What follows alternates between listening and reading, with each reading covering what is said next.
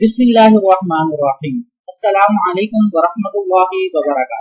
معزز ناظرین، آج کے اس ویڈیو میں ہم جانیں گے کہ اگر کسی شخص کو بچھو، سانپ یا بھیڑ یا اس جیسی کوئی موذی چیز کاٹ لے تو ایسے میں آقا علیہ الصلوۃ والسلام کیا نسخہ ارشاد فرمایا کرتے تھے۔ تو آپ سے درخواست ہے کہ اس چینل کو سبسکرائب کر لیں، ویڈیو کو لائک کیجیے اور زیادہ سے زیادہ اپنے دوستوں سے شیئر کیجیے۔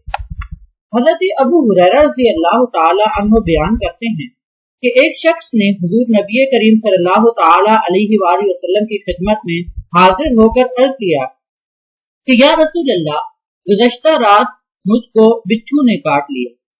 تو آپ صلی اللہ تعالی علیہ وآلہ وسلم نے ارشاد فرمایا، اگر تم شام کے وقت یہ کہہ دیتے اعوذ بکلمات اللہ التامات من شر ما خلق، دوبارہ سے سننے، اعوذ بکلمات اللہ التامات من شر ما خلق، اس کا ترجمہ ہے کہ میں ہر مخلوق کے شر سے اللہ کے کلمات تامہ کی پناہ میں آتا ہوں۔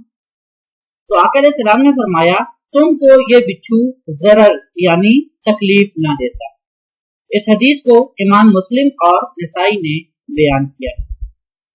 والسلام علیکم ورحمۃ اللہ وبرکاتہ۔